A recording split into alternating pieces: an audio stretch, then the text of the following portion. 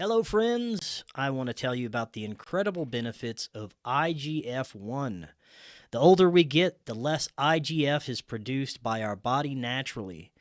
When you're born, you have tons of it, and it's why you feel great in your 20s. The great news is that you can replenish it.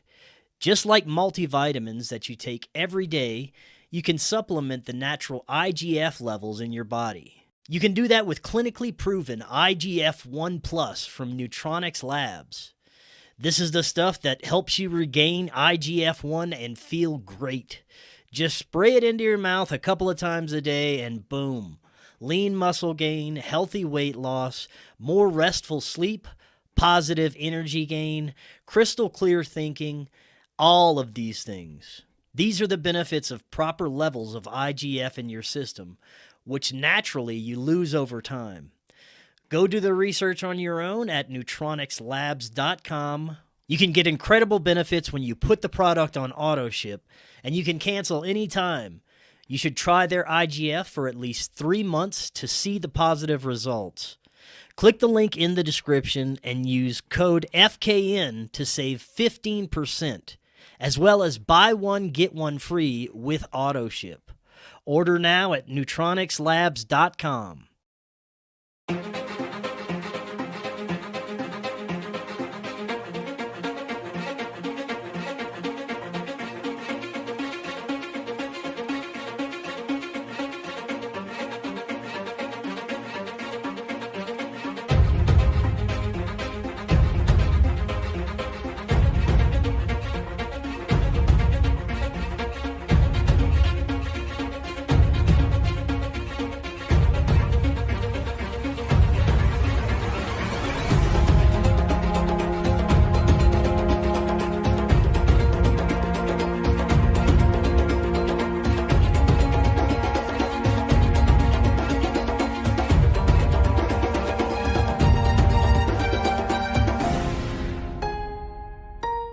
Welcome back to Forbidden Knowledge News. I'm your host, Chris Matthew. Today my guest is Michael Flem. First, a couple of announcements. You can get the Forbidden documentary, Occult Louisiana, on our OTT site. Just click that link in the description. You can rent or purchase it. It'll also be available on multiple streaming platforms very soon. We're hoping to start production on the next film this month. Any assistance would be greatly appreciated. You can help in many ways. If you make a donation of $20 or more for production, you're going to get a free PDF of Cory Hughes' book, A Warning from History, as well as a download of the first film, Occult Louisiana. You can also help by purchasing the film from our website, forbiddenknowledge.news. The film is also available with a Rokfin premium membership. With that membership, you get access to all our premium content and all the premium content from every creator on Rokfin. Finally, I am booking guests for late February and March. If you have suggestions or you would like to be a guest, email me, forbiddenknowledgenews@gmail.com. Today, I want to welcome Michael Flem. He is a best-selling author, adjunct professor of history and philosophy, and columnist for New Dawn magazine and kennedysandking.com. Michael, welcome. How you doing? Hey, I'm good, Chris. Thank you for having me. Thanks so much for coming on. I've been looking forward to this. We're going to talk about your book, Visions of Atlantis, Reclaiming Our Lost Ancient Legacy. And discussing insights and discoveries about our ancient past is one of our favorite things here. And the historical accounts and writings about Atlantis can include everything from advanced technology and civilizations to psychic phenomena and metaphysical understandings beyond what we currently display. And this book covers much of that. We're going to get to as much of that as possible, but this is your first time on. Before we get too far, let the audience know about yourself and your background and what brought you to write the book. Yeah, and thank you for having me. My background is I was a professor. I was an adjunct professor of history and philosophy, Western philosophy, for about 13 years in Chicago. And, I couldn't really tell you why I decided one day to really start investigating this. It's not something I've even really understood. It's kind of, I think as time went on, as I was teaching, you run against some questions when you teach, say, a survey course on the history of civilization. And, even if you have discretion over what books to pick, are you going to start with Sumeria? And as I started teaching, I remember, I think it was my second year, was when Göbekli Tepe was unearthed. Even though it had been previously acknowledged, it really started to get a lot of traction. I remember in the middle of my own teaching career. And, I had read Graham Hancock's books and had a kind of passing interest in alternative history, so-called, although I wouldn't call it that. I would just call it history and good investigation. But I really, about 8 years ago, started to look seriously at this question and read as many books as I could on the subject. But I was kind of realizing that, there were really two camps, even of people that acknowledged that this could be real. And those were the kind of, as you mentioned, the metaphysical, clairvoyant camps. And then the more traditional, let's just look through the dry catalog of sources from antiquity on Atlantis, or any kind of mention of a alternative timeline to mainstream history. But I really wanted to bridge those two gaps because, or rather bridge those two fields, because I thought that there were a lot of people who would be open to admitting the kind of remote viewing clairvoyant evidence if it were presented in a way that was not, for lack of a better word, woo or Miss Cleo meditating with crystals. And I say that lightly, but, there are a lot of charlatans and a lot of people who claim channeling authority who, even if well-intentioned, could very well just be influenced by popular culture or things that existed. So what I wanted to do was see who were the first people ever that we're aware of that really started talking about this. And that really led me down a very interesting kind of path, because I discovered a book that I don't think has ever been really studied very well, at least in my survey, which was A Dweller on Two Planets, which was a channeled text that was written in 1881 and never published in the author's own lifetime. And, many people look at that text and say, well, that's just a very interesting science fiction story from a 17-year-old kid on the California frontier in the Wild West. I categorically disagree, and, dedicate a whole chapter in the book to really unpacking what this person said about Atlantis, why he was compelled to write it, and what we've discovered now that he couldn't have known in 1881, geographically, culturally, even oceanographically, what he said, not knowing what the bottom of the Atlantic Ocean looked like, because it had just been mapped 5 years before and not on any sophisticated level. And so it was really my attempt to show people that, look, it's not just my opinion that somebody sat on a couch or had a clairaudient or clairvoyant vision and said, I had a girlfriend with a past life in Atlantis, which is what I think most people think when they hear channeling. But it was really an attempt to show people that, look, the government has used remote viewers to great success.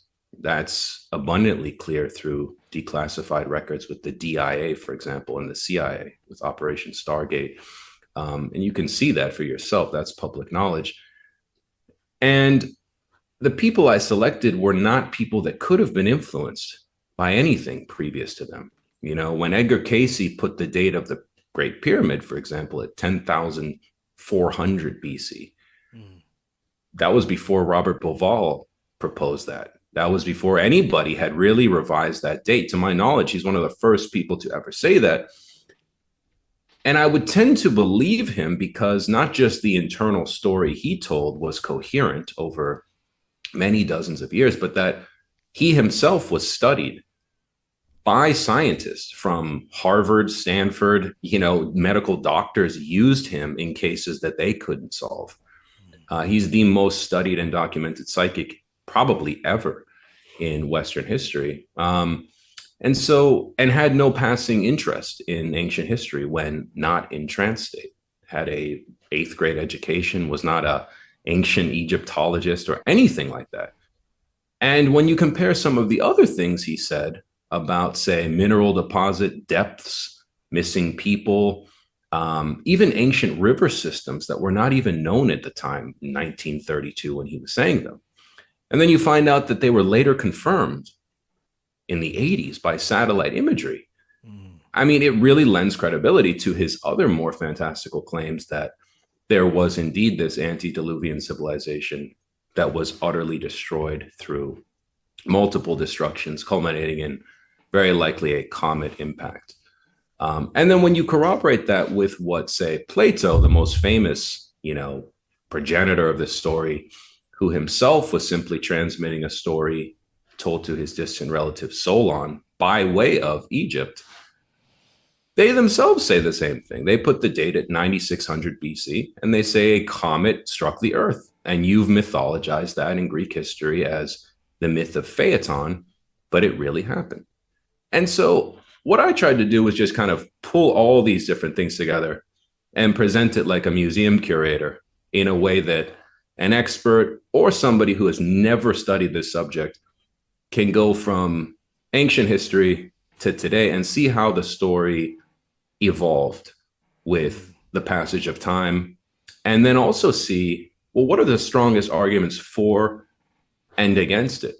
And do we treat this subject differently than we would treat any other ancient history subject just because the time scale is seemingly fantastical? And that was kind of one of my main goals in the book, was not just to say, look, this is real and this is why you should believe it. In fact, I approached it just as a complete outsider, as a mainstream historian, and wanted to see for myself, but I would be lying to myself if I said after 7 years that there's no evidence that this thing existed. In fact, there's quite overwhelming evidence that it did exist, but because of the rate of decay of physical things and the timeline, the only thing remaining would probably be exactly what we find, which is megalithic architecture, cultural clues, and, as Graham Hancock calls them, fingerprints of this civilization. Right, and you mentioned the time frame and the timeline that this civilization could have existed. Let's start there. How far back should we be going when we're talking about the onset of the Atlantis civilization? It's a great question, and it's always one that I have to preface with, I can't make that claim. The oldest, let's say, written record, if you will, would be, say, there are some pre-Platonic sources from India. There's the Egyptians' King's List, the Turin King's List, that mention a pre-9000 BC timeline that stretches back potentially millennia.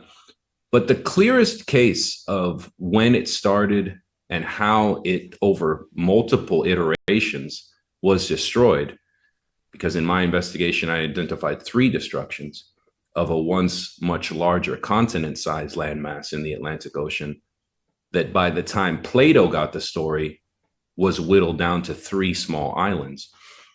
But the first iteration, according to, say, Edgar Cayce, who gave 500 readings on Atlantis, was somewhere around, as incredible as it seems, 100,000 BC, when he claims there was pretty much a large continent where the mid-Atlantic ridge is today, that stretched roughly from the Gulf of Mexico to where the Azores are.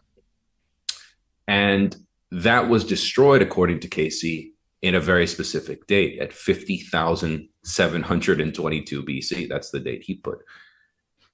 It turned into 5 large islands, one of which would be where the Sargasso Sea is, but still kind of subcontinental islands.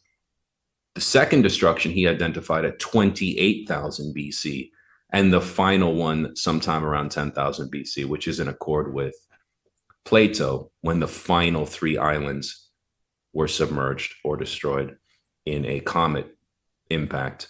Now, what was going on at 11,000, or I'm sorry, at 100,000 BC? I don't claim to know. I've read all the Cayce readings in this particular case, and he identifies basically a quite primitive group of people who are just trying to figure things out. But given enough time, in each of these 3 iterations, they all kind of go through their own, you're talking 20,000 plus year time spans. Think about how far we've come in, let's say, 7,000 years. Mm-hmm. They all basically get to or beyond our current technological limit. And in the first 2 destructions, and I'll leave that to readers of the book to find because they're quite interesting, those were human caused. The third was natural and kind of global, whereas the first 2 were local but catastrophic because of the technology malfunction. So, yeah, he focused really, because Edgar Cayce, for people that don't know, was a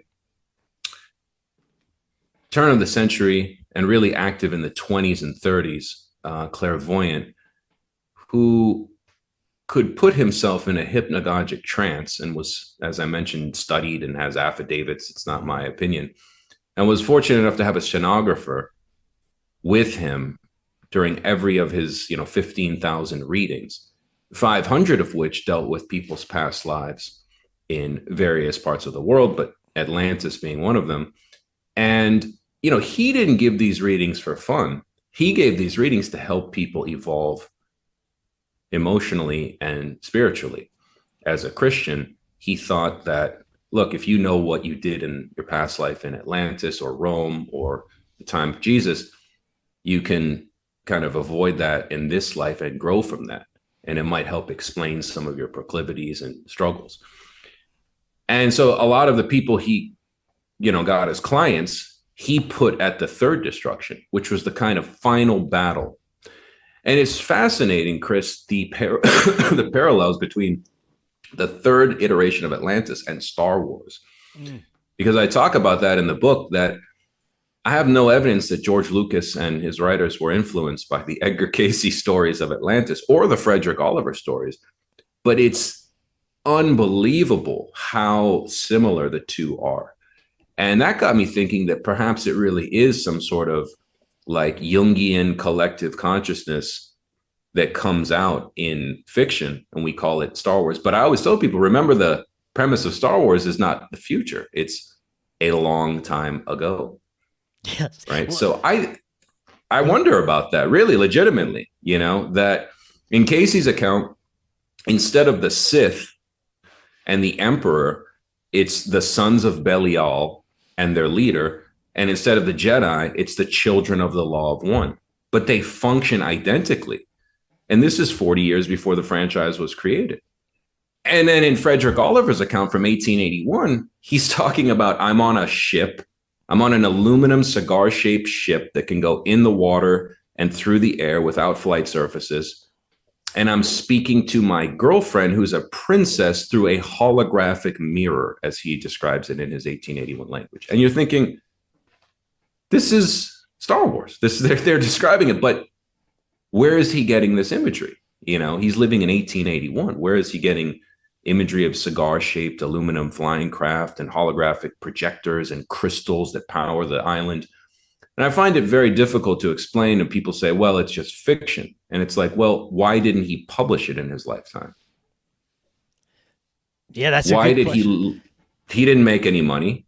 His family didn't understand what was going on. They expressed great interest, like, why are you going to your bedroom every night instead of, having dinner with us, and writing this book backwards in his own admission. He says parts of it were written backwards, parts of it were written out of order. I lost my friends. I thought I was going crazy, but I was told to do this by this occult preceptor in the shadow of Mount Shasta, which is, a sacred site that many people have identified as a strange, kind of place, strange energy around Mount Shasta. And he was writing in the shadow of Mount Shasta. So it's like, I don't know, I'm still very skeptical. I've reread my own book and thought, this is interesting, but I can't claim to know the absolute truth, but at the same time, I think a lot of people get this idea that because you can't prove it unequivocally, then therefore it's false. Right. Which is just, to me, the sloppiest form of thinking, and to be a professional debunker, my favorite kind of clown out there, it would presume that you are in possession of all knowledge, and you speak every language, and you're, not just smarter than every author that's, written about this, but you're smarter than Plato, you're smarter than Francis Bacon, both of whom believed in the reality of Atlantis. So it's like, I doubt that. I frankly doubt anybody alive today is, categorically more intelligent than Plato or Francis Bacon.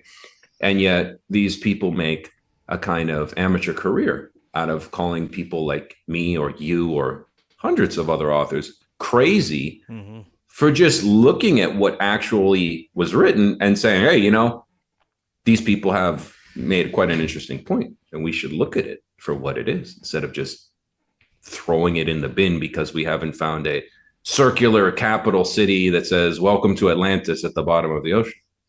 Yes, which we will never probably find.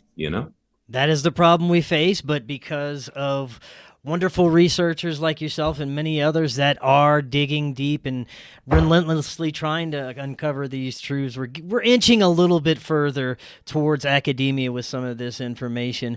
Now, you mentioned that the reality of some aspects of Atlantis was comparable to Star Wars, and this is one of the areas that some people check out on and some people become more interested in, is how advanced was this civilization, and the possibilities that it could have been not only limited to certain areas, but possibly a global civilization? It was a great question. And again, it requires a very long-winded, I'll try to keep it as short as I can, but, a very nuanced answer, because if, let's say our civilization ended right now, and you, for practical purposes, call our civilization 8,000 years old. If you go back to, say, the Sumer Valley to 2024, okay, and you're in 10,000 years in the future. Okay, well, and you hear that we had rockets that could land and nuclear weapons and all this. Okay, we had that at the end of it, but we didn't have it for the first 7,900 years. So it's like when people say, well, did Atlantis have high technology? Well, according to channeled sources, which are the only ones that talk about the high technology, because if they indeed had it, it wouldn't exist because it's still made of physical material like aluminum, metals, glass, unless you, of course, looked like Christopher Dunn at the Great Pyramid structure itself, missing certain technological components in the King's Chamber as a technology, which I believe it certainly was. Then, if you fast forward 10,000 years, are you going to find, SpaceX in Brownsville with the rockets? No. Are you going to find the evidence of the space program? No. You're going to find the Hoover Dam, which is one of the only megalithic structures we ever built. Then you're going to find, pot shards and arrowheads and things like this from other cultures that predated us. So I always tell people, the only reason I give credence to the high technology aspect of Atlantis is because the people that said that also said other things that are verifiably true. So if Edgar Cayce says they had flying machines, I just don't say, oh, okay, well, some man sitting on a couch who was studied by his research group said it must be true. It's like, well, the Vedic texts talk about Vimanas. The Hopi Indians mention a flying disc that flew and destroyed a city and then disappeared at incredibly high speed. The Hopi Indians said that. Professor Michael didn't say that. So you have numerous cultures with the memory of advanced flying machines. But the other reason is, in Frederick Oliver's account, to answer your question directly, he begins his story in the year 11,160 BC on the principal island of the Atlantean Empire, which was a global empire called Poseid, which I find interesting because in Plato's account from his two dialogues, a lot of people think that the island he was talking about was simply Atlantis, you know, a small island, which again is not small. It's still basically twice the size of England and situated at a latitude that would make it actually the ideal mid-Atlantic empire base. You know, if England could control the world through the British Empire from a cold, freezing North Atlantic island, double the size of England, put it about 500 miles south, you certainly could have a military empire. And so in Plato's account, it's chariots, Bronze Age warfare. They sail in triremes. I don't pretend that Plato talked about that high technology. He didn't. He described it as at the end, they fought with Bronze Age weapons. And so I understand people say, well, where is all this Star Wars, stuff coming from? Well, in Frederick Oliver's account, which was the key to it all to explain the high technology, he says, my story starts in 11,160 BC. The culture was destroyed in a global cataclysm about 1,500 years later, closer to Plato's timeline. And he says in that time period, the decline from this high technology with crystal power grids and flying craft that could be trained to a kind of enormous crystal lighthouse that would create flight paths and move you around the earth and under the water. He said, as time went on, the elite divested themselves of materiality in a kind of weirdo, transhumanist, Klaus Schwab kind of way.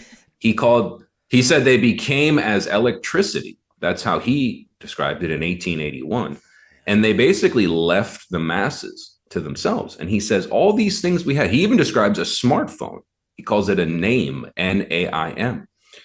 And he says all the wonders of Poseid, the name, the holograph, the flying machine, fell into disuse because the people didn't remember how to build them, because they were built on a separate island by an elite class who left us alone. And he says by the end of it, the time Plato was referring to in his Critias and Timaeus, we had regressed to fighting with spears and horses and chariots.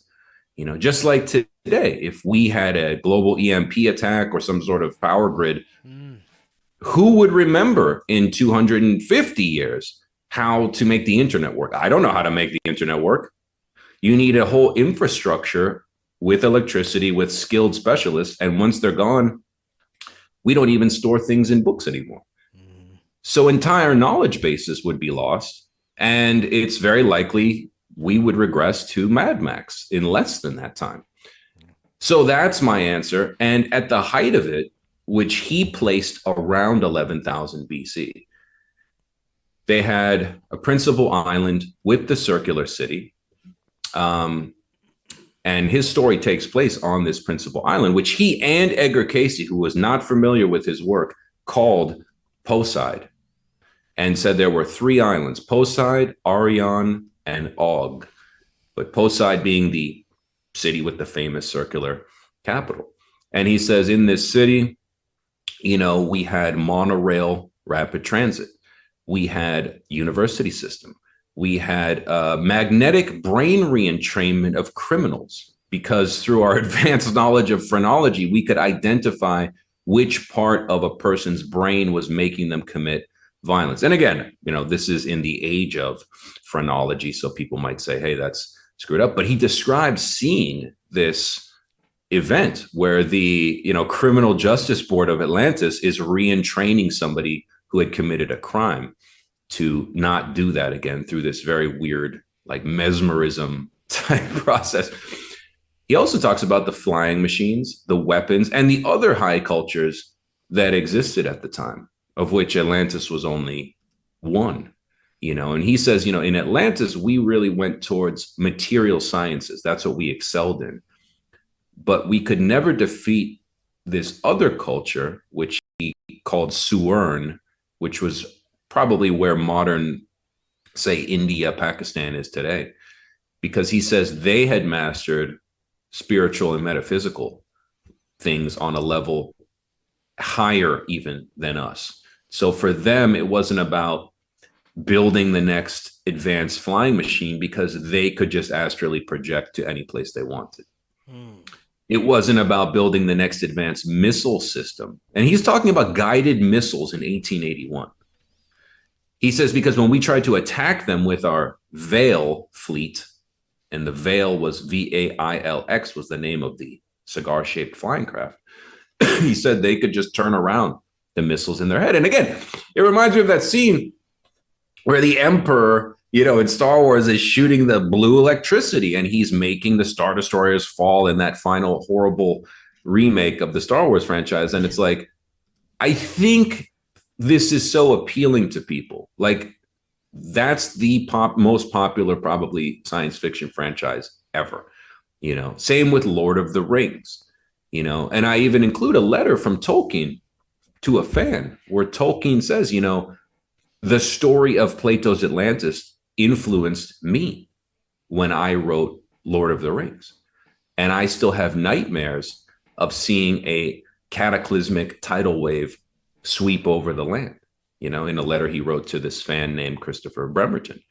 So I think, the two most popular science fiction franchises in the 20th century, one incidentally, but one directly, come from this kind of like epigenetic trauma that we probably did go through.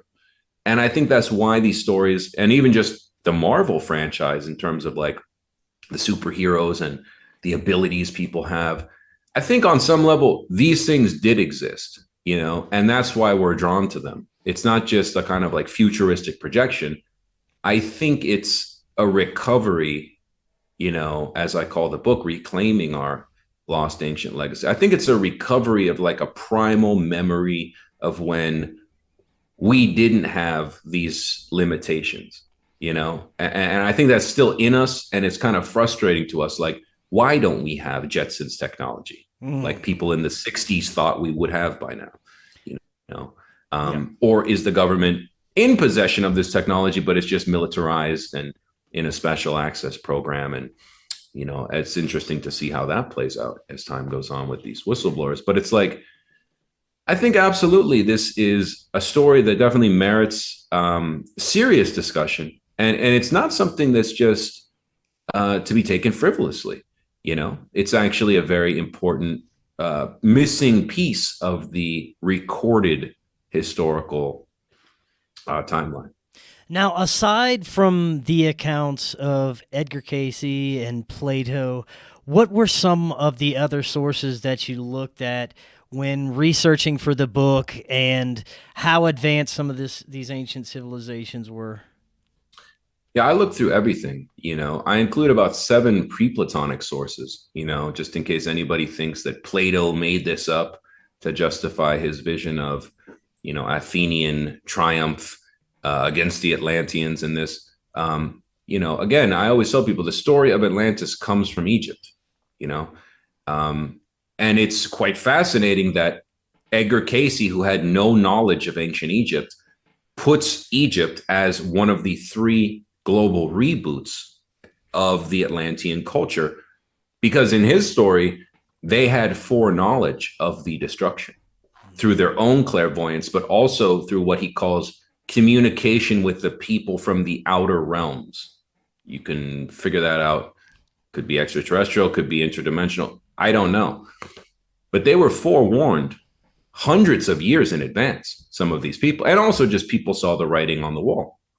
And so many of them went to different parts of the world. He identifies Yucatan, the Basque country, where they have a non-Indo-European language that's very highly related to indigenous languages in the Yucatan, which no one has been able to explain, but that makes perfect sense if they're all survivors of the Atlantean, mid-Atlantic continent, actually.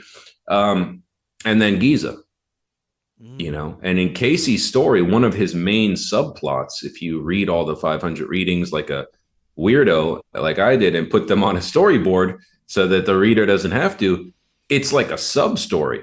This migration to Giza, building the pyramid, which took, he claimed, 100 years using magnetic levitation technology, not slaves, with the indigenous people who already lived there, and then outside invaders from the Carpathian Mountains.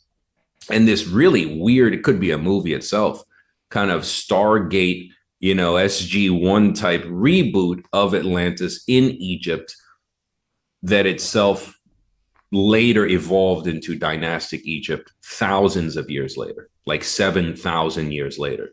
But he categorically denied that Khufu ordered the construction in dynastic Egyptian times, because people asked him that point blank. And, it's interesting because as time goes on, other people who don't use clairvoyant evidence have suggested similar timelines, like Robert Schoch with the water erosion on the Sphinx, Robert Bauval with, hey, if you look at the alignments of the 3 pyramids in Giza, they point to the constellation Orion, but not today, in the year 10,450, which is exactly where Edgar Cayce said it was in midpoint of being finished. And then, of course, you've got the kind of strange cultural connections between like Yucatan, Mexico, and their indigenous language, and then this bizarre language that comes, according to the Center of Basque Studies that I contacted when I was like, hey, look, does anybody know where the hell this language comes from? And they're like, no. And in fact, we even wonder if it's an Atlantean language. They say that on their official website of the study of Basque, the Center for Basque Studies of the University of Nevada. And, how could a man with the 6th grade education in 1932 who didn't seek fame or fortune, in a hypnagogic trance being medically measured with his heart rate near a coma state, say they went to the Pyrenees Mountains, they went to the Yucatan, and they went to Giza? And it's like, those are incredibly good guesses. He didn't say France, he didn't say Germany, he said this one region where the Basque language emerges, And so as the book progresses, you go from the kind of, okay, here's the source book, what all ancient writers said about Atlantis.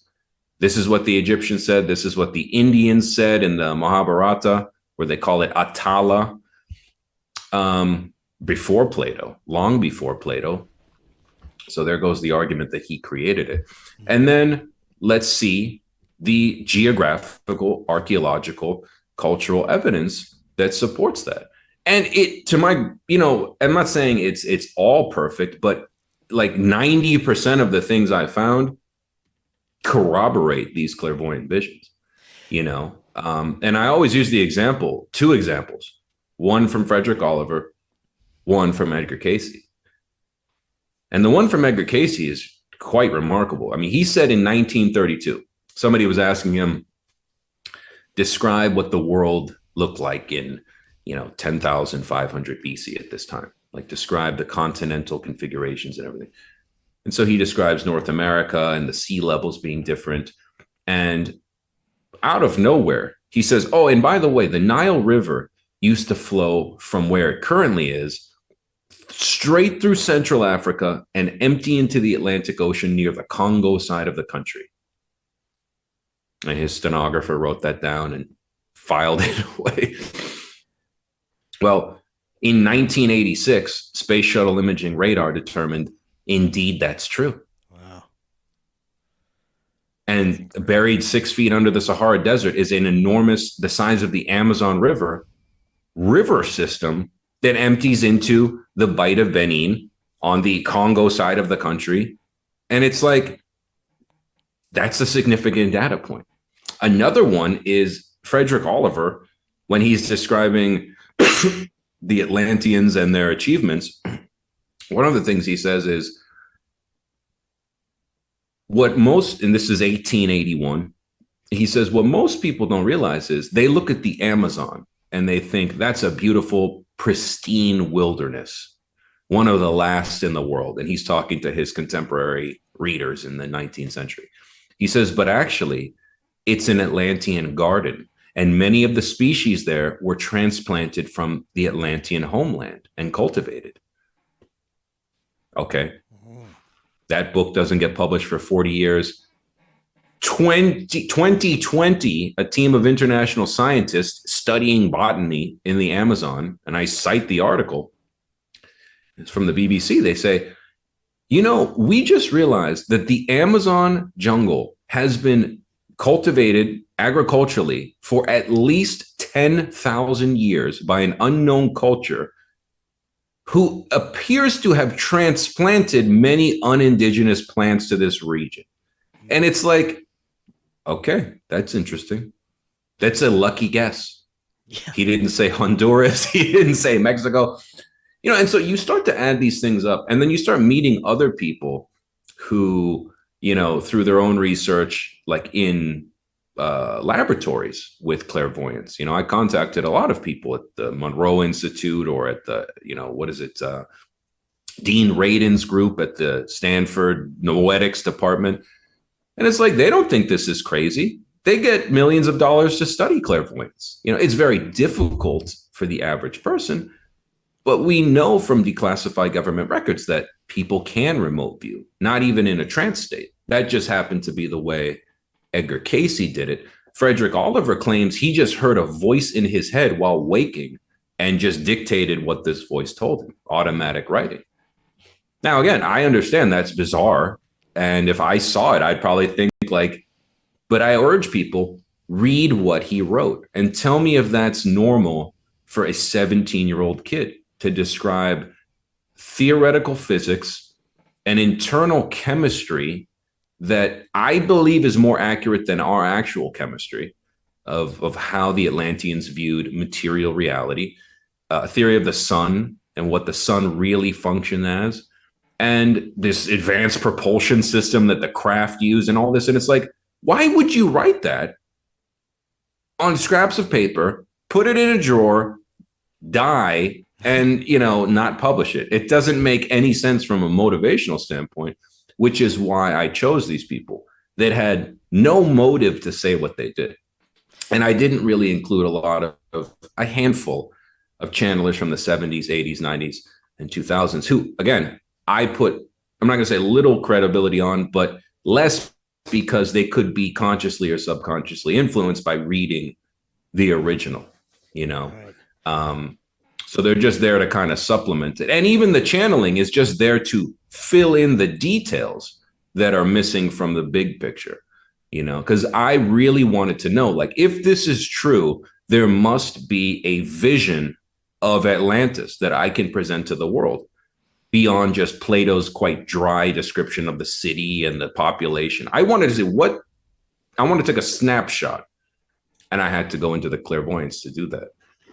But not haphazardly, not haphazardly. It was clairvoyance that I really spent years vetting, reading biographies of these people to see how other people who lived with them swore under oath, this is really what happened. Like Edgar Cayce diagnosed my son with cancer when no one knew the tumor was in that part of his body. Here's the affidavit. Here's the doctor's signature, and my son is alive because of Mr. Cayce. Yeah, that to me is significant. He's definitely that's not made a Miss Cleo. Call this number now. Yeah, he's definitely made some incredible predictions. Now, I want to get your insights into some of the more bizarre predictions and connections that he's made with Atlantis, such as hybridization programs, human-animal hybrids, dinosaurs, possible relations with reptiles, things like that. What are your thoughts on some of that? Yeah, that's a whole chapter in the book called The Beast Within that even I, when I read, go, man, maybe this is too out there for the average reader, but I'm just reporting what he said. And, Edgar Cayce, he was limited, of course, by the language of his time. So he was giving this particular topic was given in a reading in the 1930s, 1931, 32. So they hadn't discovered DNA in 1932. They hadn't, to my knowledge, cloned anyone, at least not in the official records. But I don't think they had. I think you had to discover a lot more before you could start cloning people. And so when he was describing this project by the kind of Sith faction of Atlantis that he called the Sons of Belial, which itself is a title given to kind of wickedness and evil people in the Bible, with Belial being a kind of Hebrew derivation of the Phoenician Baal or Baal Hamon, who would be one of the Elohim, one of the beings in the Old Testament that, commanded worship and human sacrifice. So he factors in the Atlantean story, which is interesting, that Belial himself is a kind of character, almost like a Palpatine, that you never really see or hear of, but his followers are frequently referenced. And they're the kind of faction that you would equate with, say, the Nazis today. They were eugenicists, they were transhumanists. And, in Cayce's description, it's not just that they were hybridizing people. It's that he claims naturally there were already these like mutants roaming the earth long ago, from when he claims consciousness first came to planet Earth, which he puts at a date of 10.5 million years ago and doesn't say very much about that. And he says for many years after, there were these kind of things, as he calls them, that kind of roamed around. But later on, there were, if you read between the lines, cloning programs where the Sons of Belial were tinkering with these, some already existing, some they were creating with their technology, to create a slave class, and for sexual abuse as well, which was a huge side arc, surprisingly. And I had to dig really deep because, you have to buy an app through the Association of Research and Enlightenment, the Edgar Cayce Foundation, and, look through hundreds of these archival scans of his transcripts. Very few of these readings that I ever cite were in a book. I had to go into the archives for years, and there might be one line out of a 50-page life reading that talks about, oh, and by the way, you were a hybrid in Atlantis in 26,000 BC. And I put that on a storyboard, and that's why it took 7 years, because it was such like a crazy story. But, he says that he calls them things, and then he calls them automatons, which is where I make the link to, well, they didn't have the word clone at the time. So that's the only word he had, was an automaton or a thing. And he says that some of these things had like 4 arms, because they were genetically engineered for housekeeping or farming. Some of them, he says, were, half horse, half man, half bird from the legs down with the hooves of a goat. And again, some of this he claims was natural, some was manipulation. And what's really weird is this part where when they took these things, part of this group took them with them to Cayce. And there became this huge, again, if he was making this up, it's like, it's too complex to be just a kind of side plot, because it's so recurring, this theme. And he's like, because many of the people that asked him for a past life reading, he claims were these things. And that's why they were so drawn to helping sick people today. A lot of his clients were doctors and nurses. And so this one lady comes to him and says, well, who was I in a past life? And he says, oh, you used to have from the waist down feathers on your legs and the feet of a bird. And you were one of the automatons brought to Cayce, but you passed through the temple of sacrifice and the temple beautiful, which were surgical rehabilitation centers, using basically how he describes as a lightsaber, which was an electrical knife that could cauterize as it cuts. That's how he describes it in 1932. And he says, the best we could do is cut your feet off, put a organic recreation of a human foot, and then through all sorts of weird sound therapies and light therapies, perhaps in 5 generations, your children would become closer to how we look today, lose their hair, lose their scales, lose their claws. but he says it was a surgical center to create this idealized form of a human being, which is he claims one of not the existing pyramids. He says this was underground. It was a pyramid that he says might be discovered at some point that's under the sands of Giza.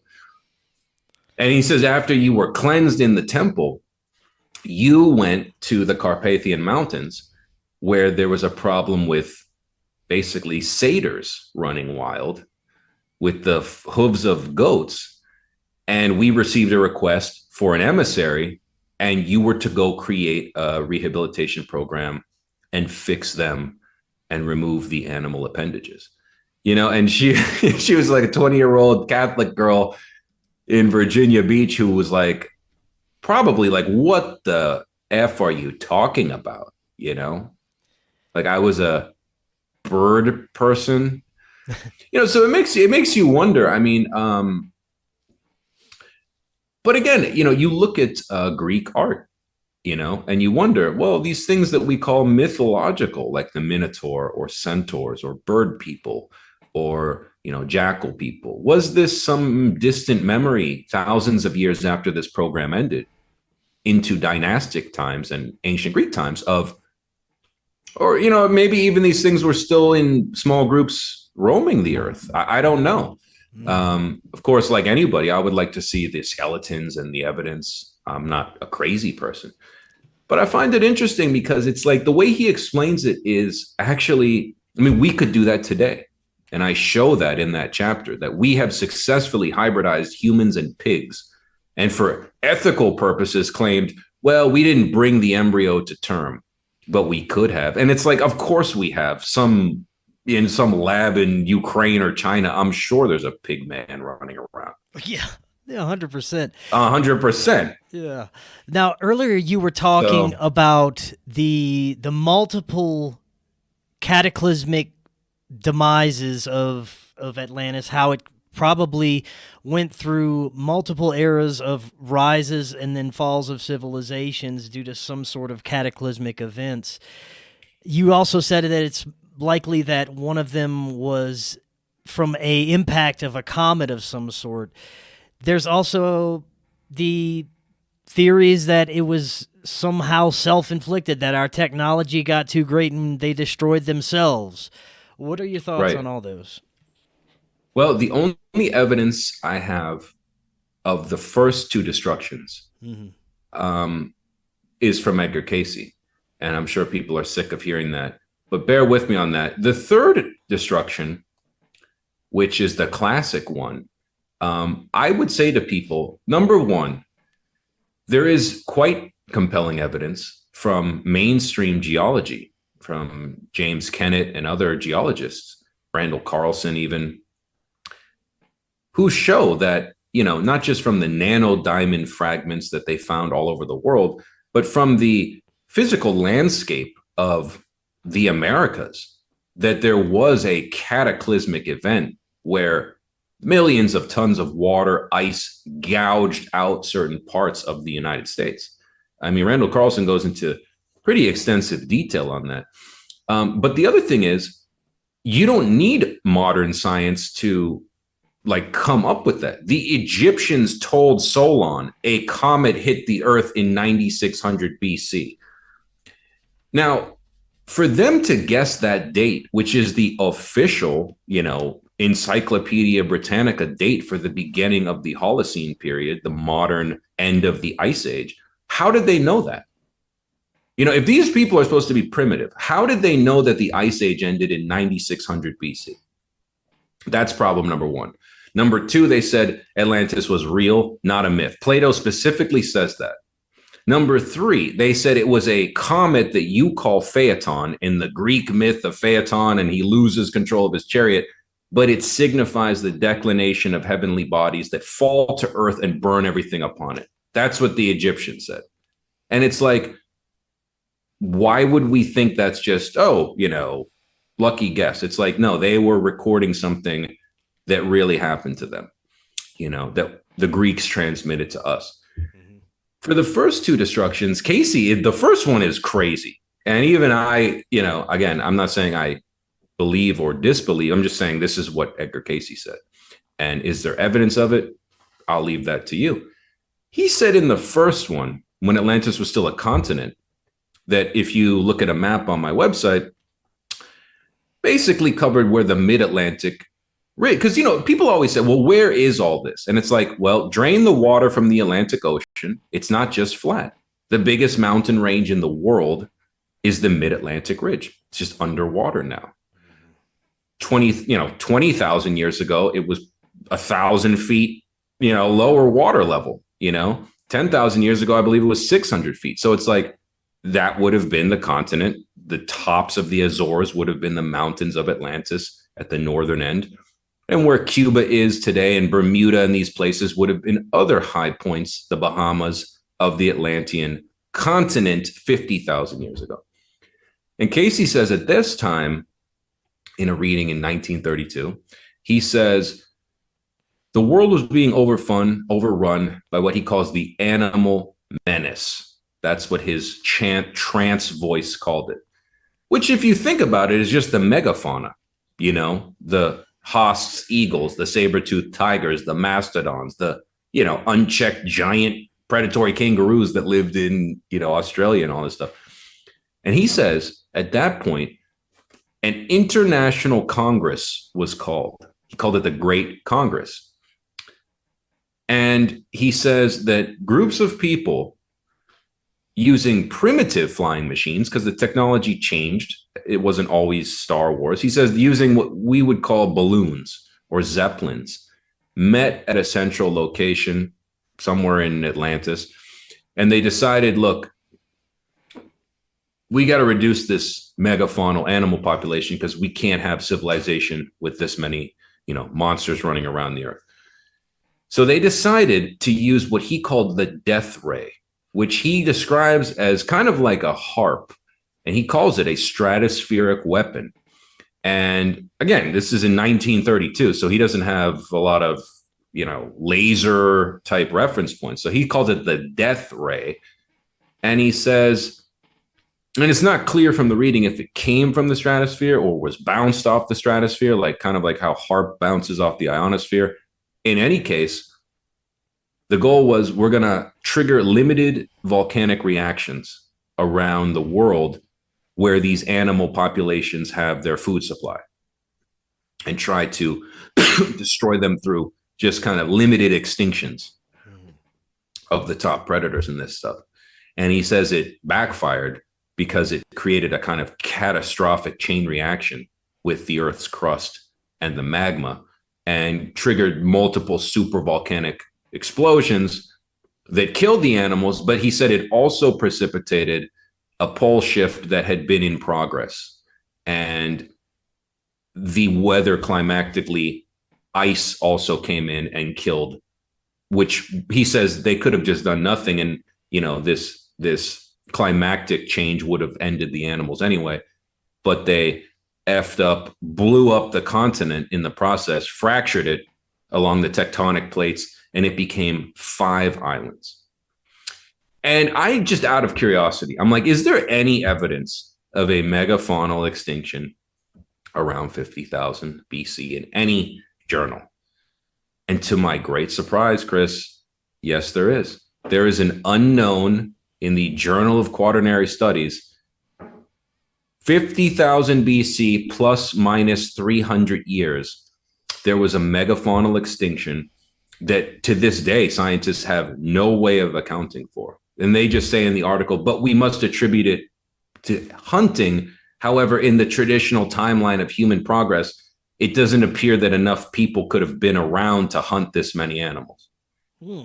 So it's like, that's a very specific date. He didn't say 50. He didn't say 57,000. He didn't say 49. He said 50,722. And the article says, yes, in this range, there was a megafaunal extinction.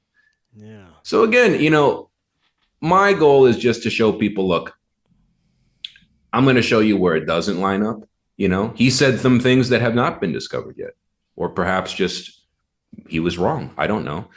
But I would say more than 90% of the things he said about Atlantis, I've been able to, in 100 years since he gave these readings, corroborate. And that's why I really wanted to write the book, because a lot of people wrote books about Edgar Cayce in the 60s and 50s, because a lot of his clients were still alive.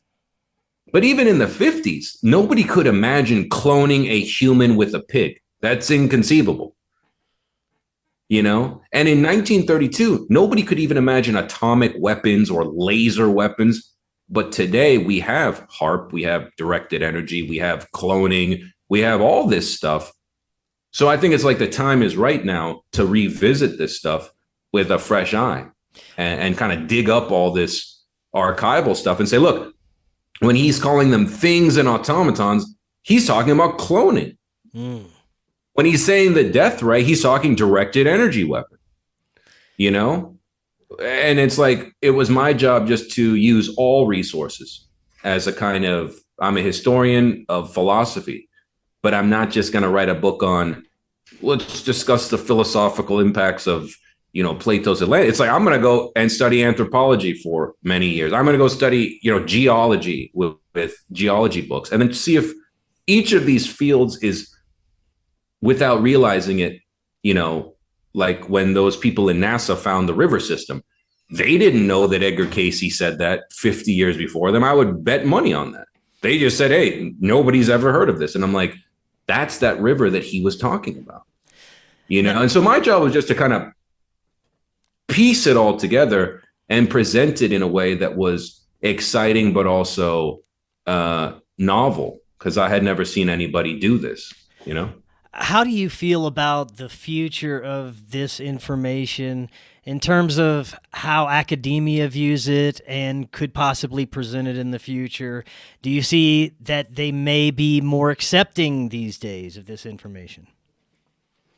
No, I think personally academia, I don't teach in academia anymore. I think the whole institution is, in 30 years will be gone. It will be something like a country club that wealthy people send their kids to, but this idea that because a professor says it means it's, we've lived through so much just our own age, that most people under 30, a lot of people say, well, it's the TikTok generation. And yeah, that's true. A lot of young people don't really do deep research, but at the same time, I think they're a lot harder to fool with appeals to authority. And I think that's a good thing, because academia won't even engage with this subject. They'll teach you Plato. They'll tell you Plato's a genius. Plato's the progenitor of Western philosophy. Everything Plato said was true. Oh, accept this. Yeah. And that's why I opened the book with that quote from classics professor emeritus Alan Cameron, who says the entire story of Atlantis is premised on an elaborate Platonic myth supposedly passed from Solon to Plato, end quote. And then underneath that, I put Plato's quote from the Critias, where he says, it's Critias talking to Socrates. He says, Socrates, this is a strange story, but every word of it is true. It was vouched for by Solon, the wisest of the seven sages. So it's like, so you're smarter than Plato. That's interesting. Yeah. And the source of Atlantis is the first Athenian reformer, which by definition means he's the first democratic politician really in human history. So you're smarter than Solon. You're smarter than Plato. It's just this kind of arrogance that really drives me crazy, And I think that what I realized was, look, has academia revised their textbooks after Göbekli Tepe? 15 years since it's been dug up? No. Has academia revised their textbooks since, James Kennett proved basically that a comet hit the Earth? No. You know what I mean? So it's like, I don't even think they're relevant. I think they're relevant for specific technical things, but they're horribly incompetent when it comes to piecing together a coherent narrative. Like the Journal of Quaternary Studies, I'm not a geologist. You need specific training tools to discover that there was a megafaunal extinction. Yeah. But you're out of your league to tell me that couldn't be human caused because you have not studied Atlantis. Well, luckily, I think most of society is smarter than we give them credit for and are listening to independent researchers and archaeologists and people uncovering some of this information that's been hidden, as opposed to just blindly believing what academia says. So that's a beautiful thing that seems to be occurring now. It really is. And I think, a lot of it is going to be like a trickle down effect. I think people have, all but the most ignorant, have lost faith in the mainstream media, particularly in the West. Most people have lost a lot of faith in politicians. Most people have lost a lot of faith in the medical industry. And so it follows that. And I've seen just a kind of natural growth of interest in this subject. Every day I get a letter from somebody somewhere in the world that says, thank you, because I thought I was crazy. I actually thought this was real. And anytime I tell somebody, they go, oh, you believe in Atlantis. And they're like, now that I've read your book, I realize that there's an overwhelming abundance of evidence. It's just I had never seen it put together in a way that wasn't wackadoo. Yeah. It was just factually presented in a very, I think, exciting way. I tried not to make the book, even though it has 400 footnotes. It's not a dry catalog of just, and then Plato said this, and then Socrates, and then it's a story. It's the story of the 20th century. Or I'm sorry, of the last 2,000 years of Western history, with what did the Romans say about Atlantis? Did they think it was fake? What did the Greeks say? What did the Indians think? What did people in the Renaissance think? What did people in the Enlightenment think? What did people in the 19th century think as they were rediscovering electricity and all these things that I would argue existed long ago? Mm-hmm. Because it's like, if human beings anthropologically have existed for conservatively 250,000 years with the same skeleton and brain as you and me for 250, but likely 300,000 years if you go by one record, the Jebel Irhoud skeleton that they found. But let's just say 250,000 years. Well, does it make sense, Chris, that for, 246,000 of those years, they were just sitting on their ass doing nothing? Right. With the same material conditions on Earth? Yeah. They didn't do anything. And then magically the pyramids and law and writing and science and language just appear mysteriously. And it's like, that doesn't make any sense. What an honest researcher would say is well, we just don't know what they were doing, which is what I say. I don't know what the hell was going on in Atlantis and McDonald's in Atlantis on Thursday in 114,000 BC. I just say, look, this is what a otherwise accurate, otherwise unconcerned with the topic clairvoyant, who is mainly a medical remote viewer, said about this subject. And most of the things he said were basically verified. So maybe we should look and see if that makes sense. Because there is no way to know, unless really we find some sort of, the famed Hall of Records, which Cayce says exists in 3 different places on Earth. 3 copies of records from the beginnings, he says, of Atlantis to the final destruction were encoded and stored in secret places. But Cayce said these can't be accessed because they're projected by an energetic electrostatic barrier that measures the frequency of the person trying to enter and would kill you if you could get to it, until the human brain and consciousness has evolved to a point where they won't use that technology for destructive purposes. Right. And again, it's like, okay, if it was real, that kind of makes sense. Yeah, we're going to tell you what was going on, but you're not going to get the death ray until 2090 or something, after you've stopped genociding and blowing up shit and being ignorant. Yeah. That actually makes perfect. I wouldn't want the Hall of Records, were it to exist, to be in the hands of anybody right now. 100%. You know, because if world leaders, the way they're behaving today with conventional weapons, it's not promising. Yeah. You know, but, you know, I think it's like you don't need the Hall of Records to prove this, because even if the goddamn Hall of Records was opened and there was just a big book, there's no amount of information that's going to convince Michael Shermer that that wasn't planted there. And it's never been my goal, because you cannot convince an ideologue or a religious person. And debunking as a profession is an ideology, has no basis in science, which is tentative by definition. It has a basis in I'm right and I want this to be true. And so it doesn't matter, you know? What is going to be interesting, though, is just as more time goes on, like, will we find another Göbekli Tepe? You know, will we find a structure in the Azores that should not be there, like the pyramid they found in 400 feet of water that no one can explain, that magically doesn't exist after the Portuguese Navy claimed they did a survey of it? And, you know, and I talked to the guy who found that, by the way, with a Portuguese translator.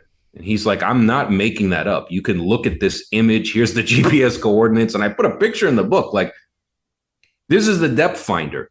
This is a real picture of his depth finder. And I used to work on a fishing boat. Like, I know what a reef looks like, and I know what a goddamn pyramid looks like on a depth finder. And indeed, there is a pyramid that would have been above water 11,000 years ago in the Azores, which is where Plato said the principal Atlantean island would have been. So it's like, we got the evidence. I'm just showing the world, look, maybe you've seen this and you've seen that, or you've thought this, or you've thought that, but let me put it all together for you over 7 years and present it in a way where you just got to read it with an open mind and decide for yourself, you know? But yeah, I make no claim to authority, you know, which is, I think, the strength of the book. You know, I just show people and I don't tell them, which to me is what real researchers should be doing, you know, even debunkers. Exciting things being revealed right now from folks like yourself. Can't wait to see what comes out of the future, just like you were saying. And this was fantastic. Everyone needs to go pick up the book. Before you head out, let them know how they can do so, how they can also find out more about yourself, and anything else that you'd like to put out there. Well, first of all, thank you again for having me on. I hope people learn something. It's available in Barnes & Noble and Amazon.com, mainly Amazon. And you can get it on 4 different versions: softcover, hardcover, Kindle, or audiobook. And also in Spanish, which I translated, and a Spanish audiobook. And if you want more information, or you're interested in contacting me for any questions, I love answering readers' questions. It really is exciting when somebody reads what you wrote and comes up with their own conclusions that you didn't think about. You can always contact me through my website, which is Michael Flem, last name one word.com. And I look forward to, like you, I wrote this for my own excitement. I never even was going to publish this. I, like Frederick Oliver, I just put it in a drawer for years. And I was like, you know what? Maybe I'll make a cover, edit it, and I'll publish it. And to my great surprise, a few months ago, it went to #1 prehistory book in the world on Amazon.com. And I could not believe, because like I said, I never wrote this for money or fame. And I put my own, academic reputation on at risk, because generally you're crazy to talk about this, But in the end, it's been a better career than teaching at Loyola University ever was. Much more exciting. And so there we are. Excellent, man. Michael, thank you so much for coming on. We're going to definitely have to have you back on because we really barely scratched the surface of some of these topics. So we'll get deeper next time for sure. And until next time, everyone, have an excellent evening. We will talk again tomorrow, and we'll see y'all then.